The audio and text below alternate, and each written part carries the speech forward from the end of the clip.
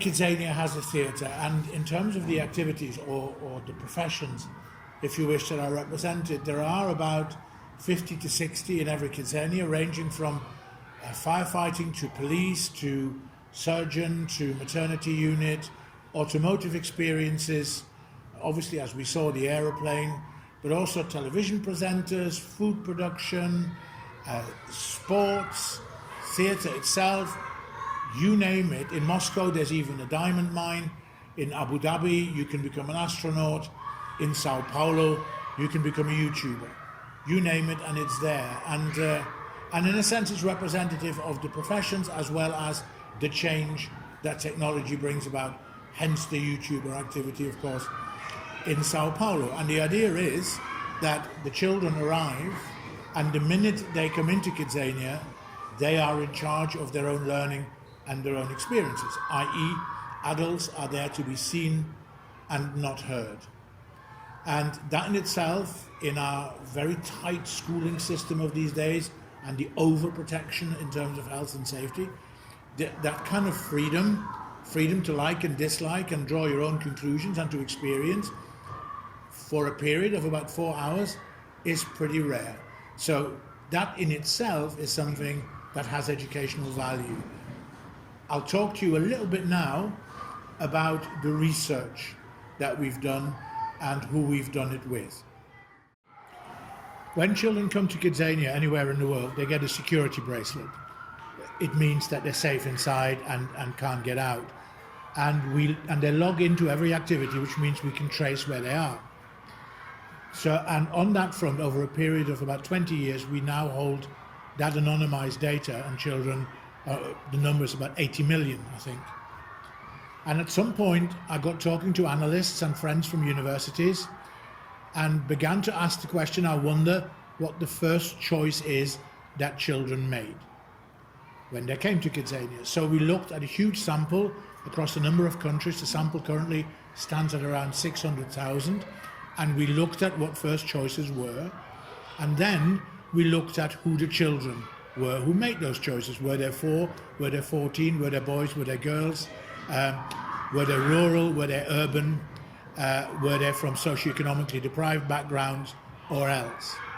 And that analysis comes up with a picture, both national and globally, which we're now working on to develop a global barometer of children's aspirations. Our partners are TEC de Monterrey, the university in Mexico, and the Higher School of Economics, and in particular the Pinsky Research Center in Moscow. We work with other universities, but they are the two leaders, and we are publishing this research as it goes on.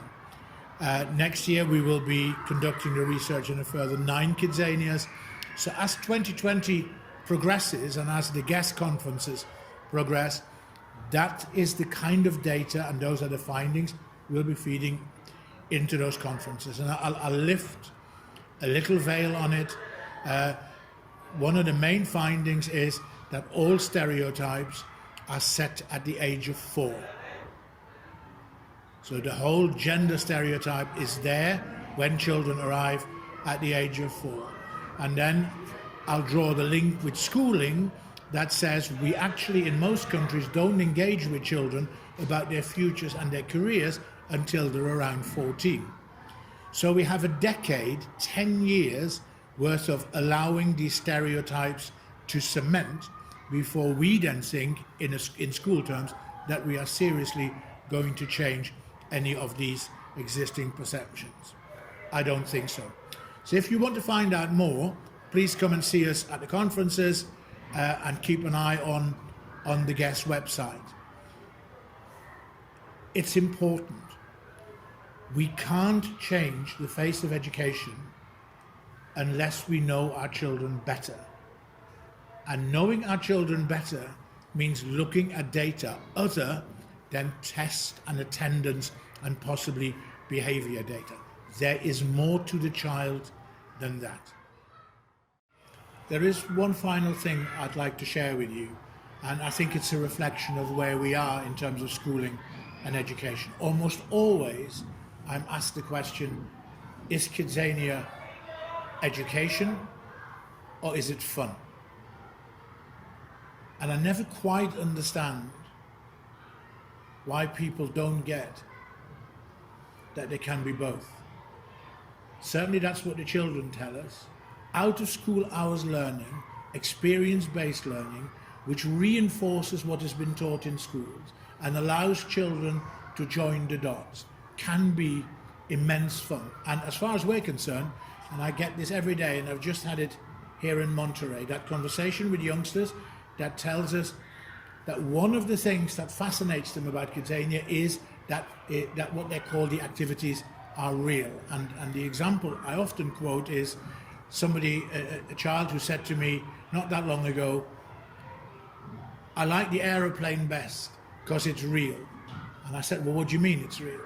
And the answer was, well, it has a real name, British Airways in that case, because KidZania Airways really doesn't exist. So there is that element of learning and fun and play and independence and experience-based, and all of that is kind of enhanced by a reality that we get from our industry partners.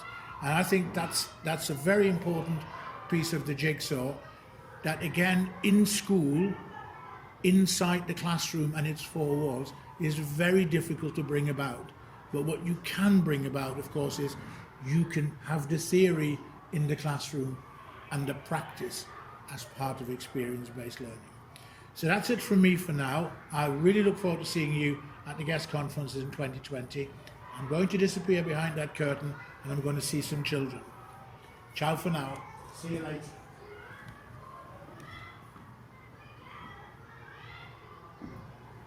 And a Happy New Year, by the way. Bye-bye.